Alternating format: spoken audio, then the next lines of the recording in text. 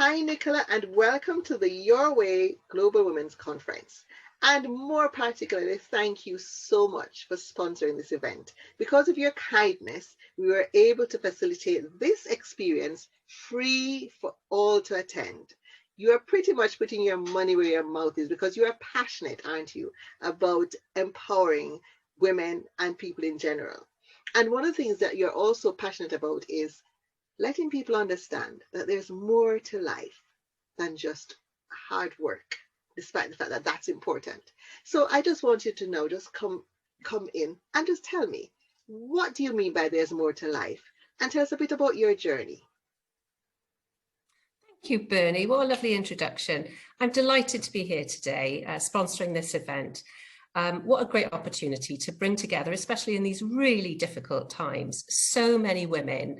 And you've got a fantastic lineup today. I can't wait to hear from the speaker. And each of us are going to bring something different, aren't we? Because our journeys are all so individual and so unique. And I'm looking forward to learning from all of those ladies as well. So I suppose what brought me here today is wanting to share a few insights that I've discovered along the way. And you're absolutely right. There is more to life, isn't there? Sometimes we are just, stuck in that tunnel, on that treadmill, going without really raising our heads and thinking about what our purpose is. Are we enjoying this? Why are we doing this? Do we want to do something different? And then identifying how you move forward if you want to change something.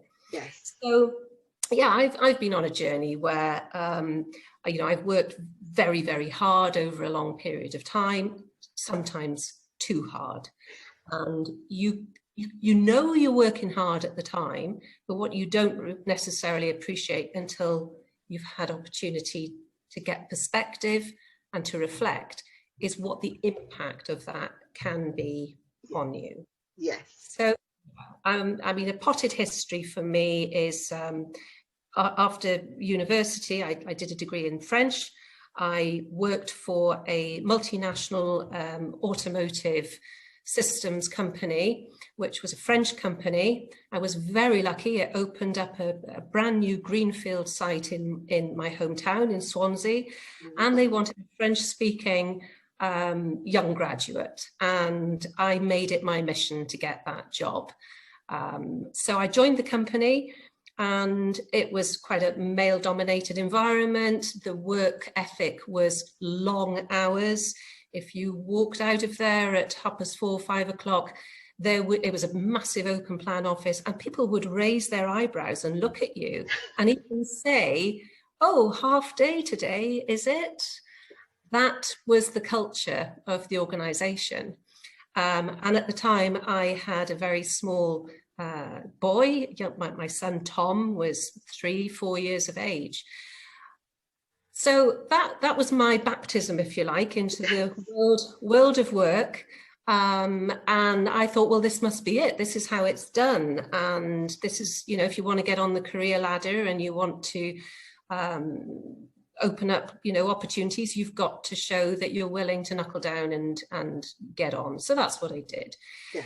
So I progressed through that organization over a period of 9 years. It was an excellent organization to work for, notwithstanding, some of the sort of cultural aspects. Yes.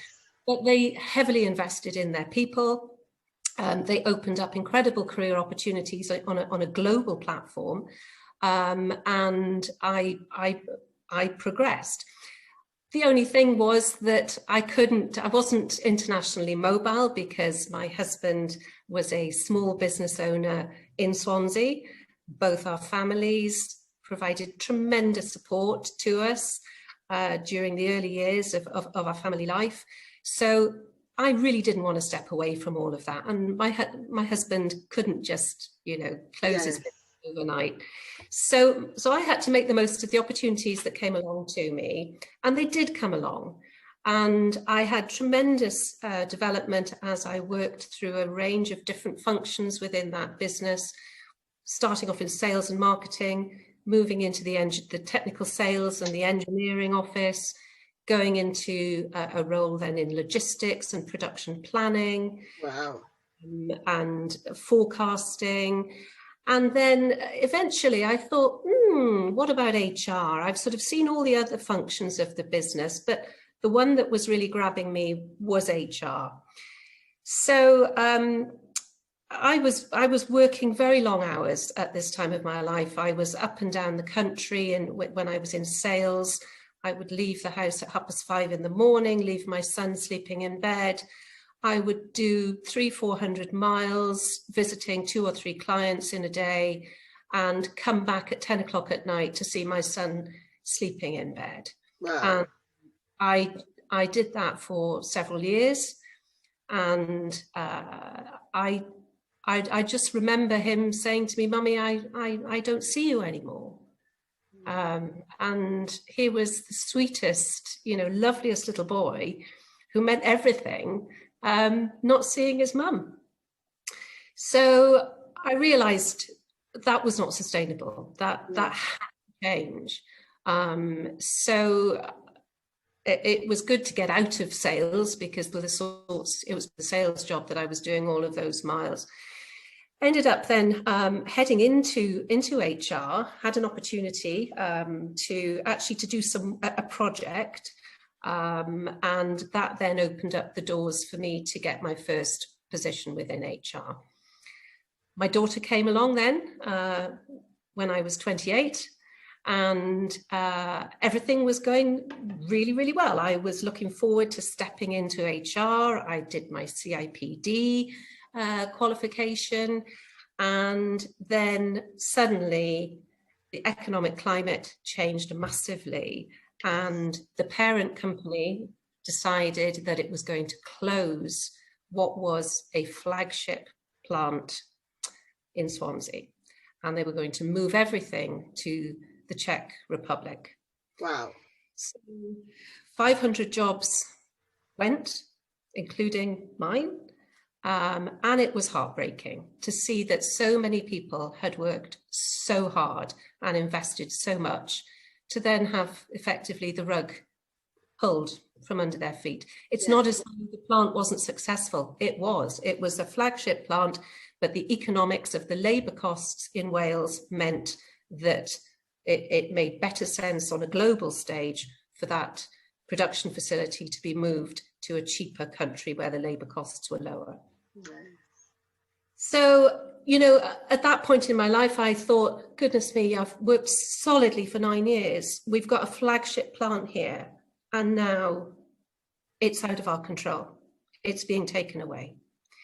There's obviously a grieving process that goes along with that. Anybody who's been through a redundancy will have gone through that process of feeling angry, feeling cross, denial, ultimately acceptance, and then moving through to reach out for the next opportunities that present themselves.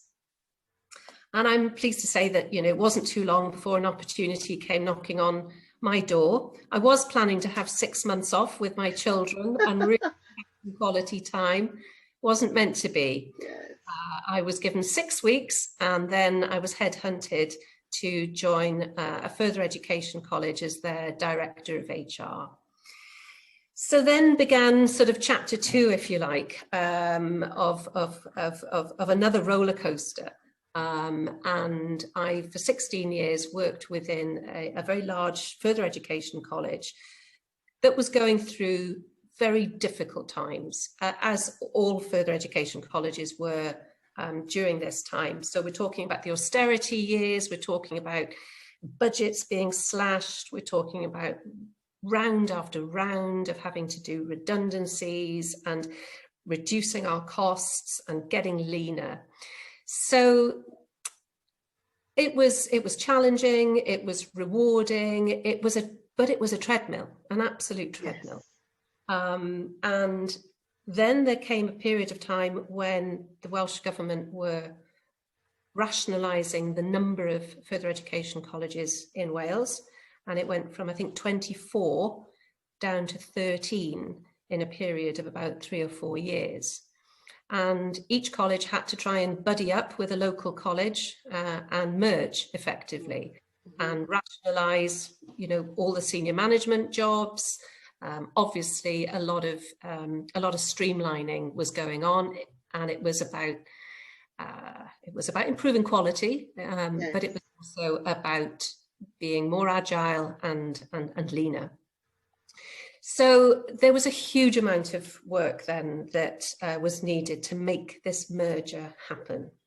And it was just, when I look back now, I realize how intense that period of my life was.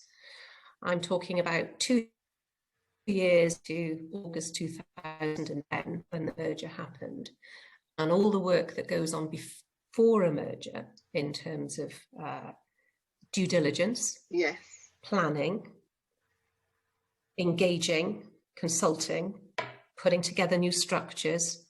I put together a management development program for both sets of managers of both colleges merging.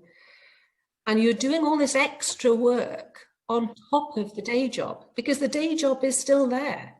yes.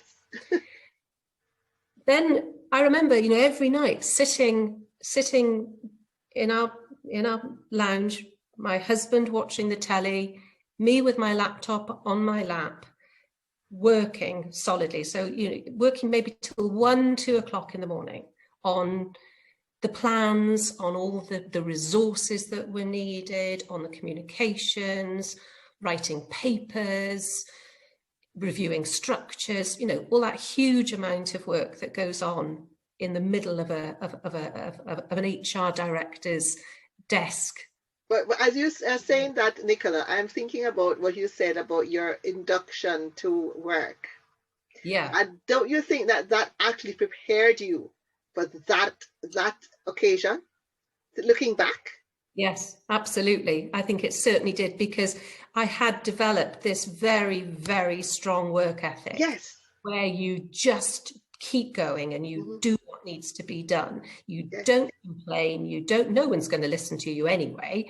So you just got to get on with it. So I worked and I worked and I worked. And of course, it didn't stop there. Once the actual merger happened, that's when the work actually really started, if I'm honest. So for a period of sort of, 5 years, 4 to 5 years, it was incredibly intense. And I remember feeling that there was some kind of change going on in me. Mm-hmm. My skin was looking grey. I looked, my complexion was grey. My hair started to come out in clumps. My fingernails were very brittle and were breaking. At the weekends, I didn't want to go out. I wanted to just hunker down. My friends kept saying, come on, we haven't seen you for ages. Let's go for a coffee. Let's go for a coffee. I'd make an arrangement. I'd cry off at the last minute. I was just I was withdrawing. Burnout. Yeah. And it actually led to, it did lead to an early menopause at the age of 42. Wow. I thought maybe that was just a temporary thing that, was a symptom of the stress at that point in time. But no, it wasn't a temporary thing. It was an early menopause. Yeah. I was incredibly tearful. And yet at that time, I still had the appetite for my work. I was still just totally focused and enjoying it. Yes. And enjoying it. But all of this other stuff was sending me very clear signals that actually I needed to take notice of. Yes. But I didn't at that point in time, because I was in this tunnel of getting the job done. And I guess I had some close friends who reached out to me and said, we're worried about you. Yeah. I had, sisters, brothers saying, you're not quite right at the moment. but you know, when you're very focused on something, you're not necessarily listening to what others are observing of you. Yes, yes. So my kids were telling me, Mum, they couldn't get my attention. They would tell me something and I'd constantly be saying, pardon, what did you say? Because I was completely absorbed in my own mind with my little world and what I was focusing on at that point in time. So over a period of the next few years, obviously the merger happened, the college, you know, became very successful. The culture emerged as a very positive culture in that college. There were changes of leadership and so forth. And I then got to a stage and I thought, do you know what? I woke up one day and I just found myself, it was an effort. It was a real effort to drag myself into work and to put on that smiling face and to maintain that positivity. Yes. Because I realized within me, I hadn't nourished myself. Oh, wow, that is deep. That is so deep. And it took me a while to unpick why I was feeling the way I was feeling, and to try to, you know, we all I'm sure have times where we take ourselves off and we give ourselves a stern talking to, and, you know, pull yourself together now, come on, get a grip. Yeah. What's going on? And I kept doing that, but it didn't work. It wasn't working. And I realized that I needed a change. I needed a new direction, Yes. a new purpose. Yes. I ultimately reflected and I thought, I think my job here is done. And sometimes I think recognizing Yes. the job, the signs, recognizing the signs. Yes. Yes. But also recognizing that, you know, there is, you know, when anyone who's been made redundant will understand, you know, you're worried about what might happen beyond the next stage. You know, what are the opportunities? And at that point in time, I wasn't seeing opportunities, but I knew I had to change something. Yes.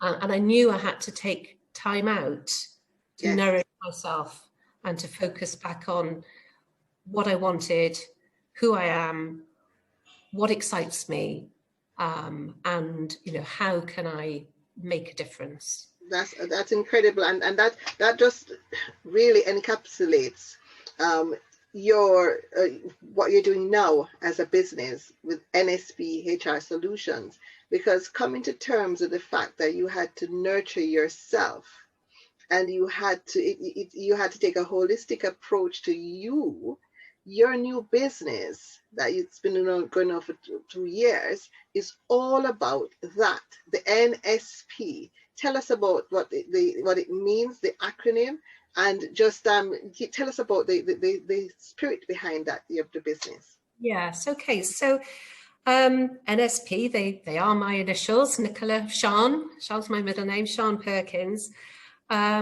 And it's, you know, having had the opportunity to reflect on the journey that I've been on, and also, Bernie, I have to say, having had the opportunity to do some of the reflection exercises in your book, it's really helped me to identify and crystallize Yes.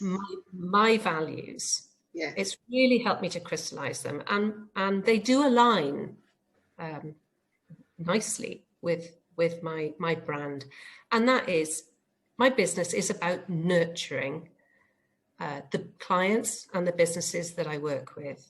Yes. They could be a small business, a medium business, could be a larger business. I work with lots of different types of organizations.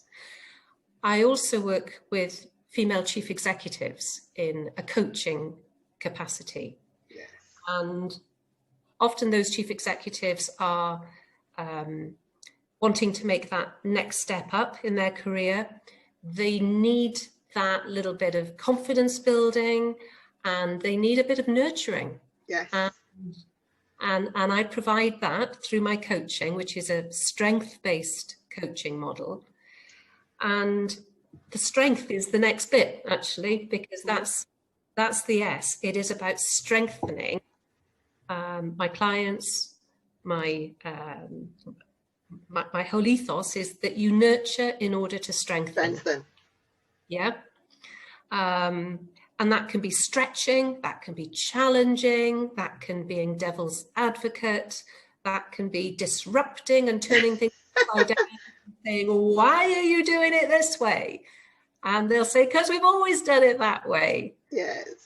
And you know, introducing new concepts, bringing in new resources, being creative, and showing that there is a different way of doing things, and that can strengthen your business. And then ultimately, the P is, it's protecting. If you've nurtured and nourished and you've strengthened, then, well, do you need protecting? I don't know. But the HR aspect and what I deliver to businesses does protect a business. Yes. With you know, putting the right infrastructure, the right framework, and the right resources in place for a business, it will protect that business through growth, helping it to expand, or whether it's about consolidating growth, or whether it's actually having tightened belt, adjust to changing times. So yes, those are the values of my values, and that's how they come through my business. Oh, Nicola, I'm so inspired by all of what you shared. And guys, you know, you can find Nicola online. She is open and available to support and help, but she's now on the seat now. So you can ask as many questions as you can in the next 5 to 10 minutes, and just learn from this lady. She has such a wealth of experience, such a wealth of knowledge, such heart. Thank you so much, Nicola, for sharing. And now we'll just turn you over now to the participants to ask as many questions as you'd like. Don't go easy on our guys. Get as much as you can. Thanks again, Nicola. Thank you. Okay. Thank you.